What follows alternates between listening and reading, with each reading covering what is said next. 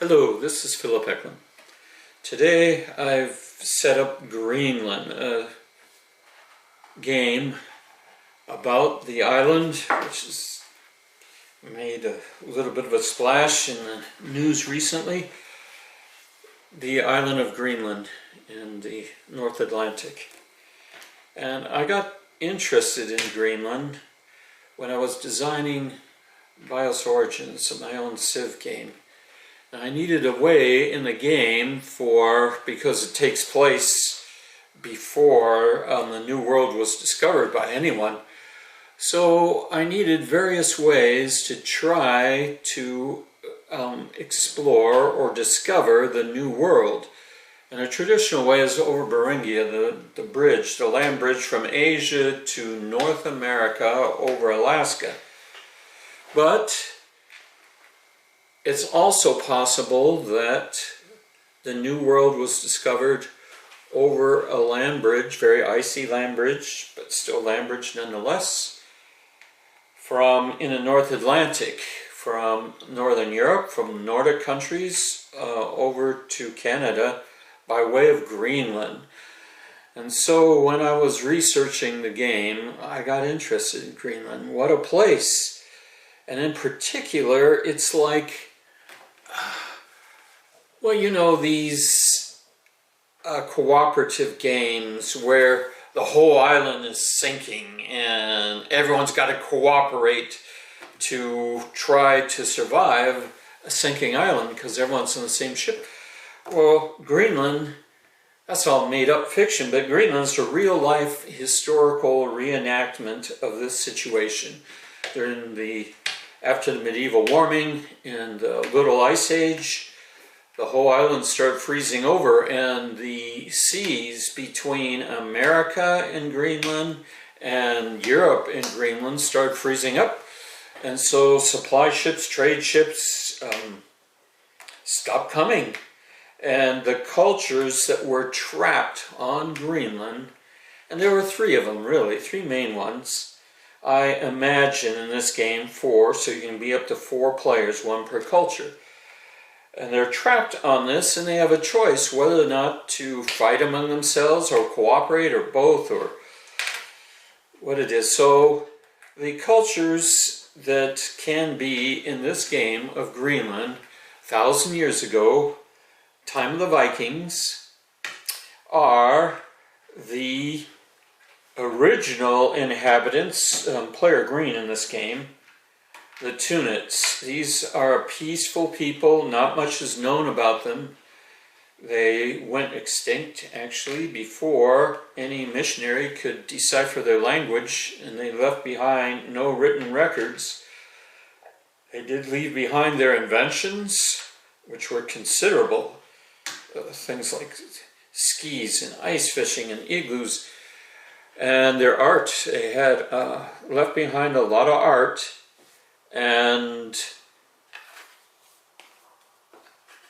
but we don't know much about their beliefs or their culture because they disappeared too fast. They disappeared in the 19th century when disease caught up with the last of the Tunits. And they were very peaceful people. They were constantly being persecuted by the Thules, present-day Inuits, which is one of the reasons they went extinct.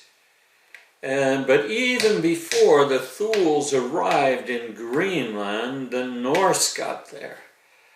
The Vikings arrived in Greenland about a century before the Inuits did. So if you're talking about indigenous Americans, the surviving indigenous Americans, you can say that the Nordic countries have more of a claim than the Inuits because they got there first, in Greenland at least. And the last one, culture in the game, player blue, is the Sea Sami. There's no direct evidence that Sea Sami ever made it to Greenland, but they were a maritime race of indigenous peoples in the far north of Europe, and who had a seagoing tradition of fishing and the like. So I imagined in this game that they also made it to Greenland before access was cut off in the 1100s or so. So with that introduction, I wanted to say that this game offered this opportunity, this location and time offered the possibility of investigating cooperation versus competition on a harsh environment that was getting colder every year, and each of the cultures had survival secrets that the others did not. And so intermarriage could have made, should have made, survival possible on Greenland. As it turned out, most of the cultures died out, but the Inuit survived, and they are the present occupants of Greenland. But it could have turned out differently. It could have turned out more pleasant than extinction, cultural extinction.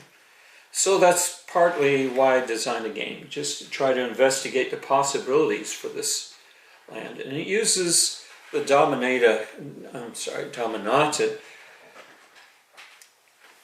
system of playing, which is kind of dice heavy.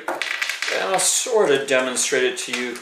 The Dominata system is also used in Neanderthal, a prequel game to this, and will be used in Madagascar, which is another island where there's hunting of megafauna 1,000 years ago, but this time in the southern hemisphere, and where there's 3 cultures trapped on the same island.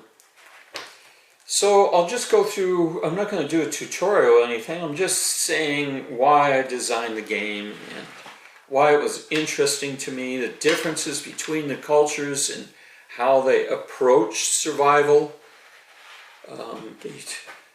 The Norse, for instance, their secret weapon, really, the biggest advantage the Norse had over the other cultures was not the fact that they were masters of iron and weapons and swords and crossbows and things like that. Really, their best weapon was literacy. They knew how to read and write. So things they learned about survival, they were able to write down and teach it to the next generation in the form of books. And they also had farm animals. And in this particular setup here, I imagine that they started with Greenland ponies, which would help them get around in an icy world. Their boats, their famed longboats, were great, very seaworthy, even in the harsh Greenland weather, but they need iron nails to hold them together, and there's really no iron on Greenland. So they faced, after generation, they have faced the problem of trying to make boats out of indigenous in situ materials. Like the Inuits were a master of skin boats, using bones in skins to make seaworthy craft that is capable of whaling. But the Vikings, for all their maritime prowess, didn't know how to do this. And neither of them knew how to gather meat over the winter, during the winter, like the Tunits could. The Tunits were masters of ice fishing, and they could catch megafauna such as a clawed seal even in the dead of winter by a special technique of creeping over the ice, not to alert the seal, and waiting patiently by a breathing hole to try to stab the seal and capture it. And more typical ice fishing as well. Techniques that could perhaps save the Norse. They went extinct on Greenland. And had intermarriage been more practiced. I'm going to go through a little scenario here. You see, typical in the Dominata games, there's a north row and a south row of places. Northern Greenland, southern Greenland, places where you can assign your hunters, and every meeple is one hunter. And you can assign them to try to learn cold forging using asteroid. There was a metal meteor that hit Greenland, which is like the island's only source of metal.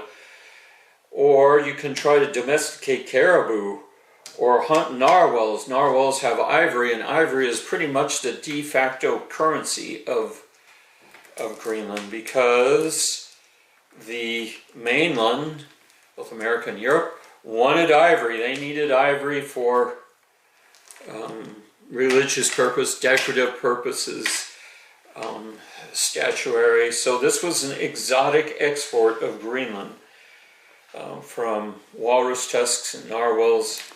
Other exotics could be falcons for falconry. So you choose during your turn where to place your hunters. And some of them are difficult and dangerous, and you may want to put a lot of hunters. I've done a little scenario whereby both the Thules, present-day Inuits, and the Norse have all piled huge forces of hunters to try to hunt the whale. So they're going to compete for a bowhead whale here. And I thought I'd just roll some dice, because the secret of the system is that you roll one dice for every hunter that you have assigned to a card when you're resolving this. And if you're disagreeing, if you're assigning to the same card, you'll have to either negotiate or fight among yourselves. And let's just pretend that they fight among themselves. And so this will be the Norse versus the Inuits. And the Norse, I'm imagining, has iron. Perhaps they brought it with them from Europe and it hasn't all rusted out yet. They have some ivory. They are out of blubber. They're out of foodstuffs for the next generation. So they need to succeed in this whale hunt to bring home the bacon. And since their opponents, the Thules, don't have any iron, we're going to let the Norse fight first. Because there's a rule, the iron rule, that says if you got the most iron in a combat situation, you attack first with your iron-tipped harpoons, arrows, and the like. So you roll a die equal to the number of warriors that you have, hunters, to see how many of the enemy you thin out. And the Norse, which are red, have 1, 2, 3, 4, 5, 6, 7, 8. They've got 8, so I'm going to say 8 dice. Now they've got a 9th one, but he's called the Alpha. And normally you don't roll for him, but I think in a combat situation you do. So I'm going to roll 9 dice, and I want 1s or 2s, because looking at the elder sheet for the Norse, they have a war chief, so they are able to win, inflict casualties on each 1 or 2. So every warrior gets to roll, and I can see that I've got 3 hits. 3 hits, so we're going to take away 3 of the defenders, 3 yellow hunters. The hunters will retaliate. 1, 2, 3, 4, 5, 6, 7. They've got 7 left. They're going to roll.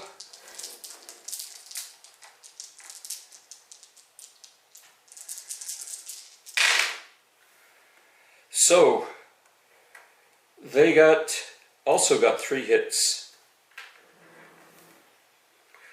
But they also have an imported sword. So from the trade ships that came from Europe, they manage to trade some ivory and get a sword. The sword's pretty effective. It allows, in combat, re-rolling of 5s or 6s. And we got 1 5. So we're going to re-roll this to see what our swordsman can do. Come on, swordsman. Oh, too bad. But it is true that they killed 3 Vikings. So that was kind of an exchange. Now we go into the actual hunting. Hunting of whales in the icy seas of Greenland on these little boats is no joke. This is a dangerous thing. But if they're successful, they'll get 5 babies and 4 blubber. But they'll need 3 successes to get it. So the Norse are going to go first. Their alpha rolls a 1 automatically, so that's 1 success. And then they have 5 left over, so they're going to need 2 more successes.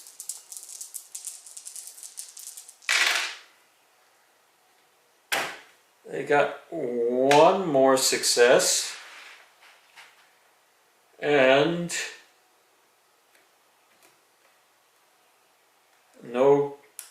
If they roll 4 in a row too, they are able to take the whale as a trophy, but they did not get enough successes. So they're going to come home empty-handed, but they did inflict some casualties on the enemy. Now we're going to roll for the Inuits. The Inuits also have an alpha, so he rolls a 1. And they have 1, 2, 3, 4, 5, 6, 7 left. So I'm going to have 7 left. We're going to roll these 7, see how they do. And they are expert whalers. They are very good at whaling. So they got 1, 2, 3, 4, 5, 6. They managed to kill the whale, so they get 5 babies, so they come home,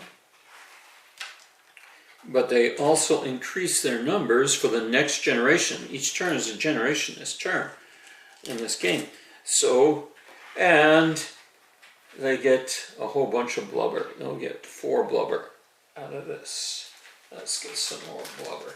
So that was a little exciting whaling trip, and we could roll for these others, the musk ox, narwhal, and cold forge process, but I think all I wanted to do was give a little bit of an idea how hunting works in this game. Now the daughters, I have to mention the daughters before I end this podcast. Like here are 3 daughters from the Inuits. There's Karima, Pipili, and I can't ever pronounce her name, Chiswayak. And they've got these abilities because each daughter has, like I mentioned earlier, survival secrets. In kayaking, in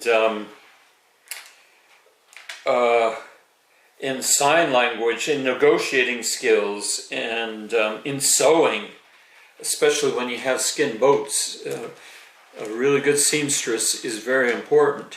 Here's a typical Viking daughter, Sigrid, and she's very good at metalworking. There's others good for literacy, animal husbandry, and the like. And it's possible for Vikings to marry into these tribes. You put them on the little exogamy box here, and maybe the Tunit husband for this Inuit daughter. So if you do, then you share the secrets, and these are pretty important secrets for survival in this game. So I think I'm out of time now, but I just wanted to give you this brief introduction into what you can expect by playing this game, and why I thought this game was interesting enough to spend time on. Thank you for listening.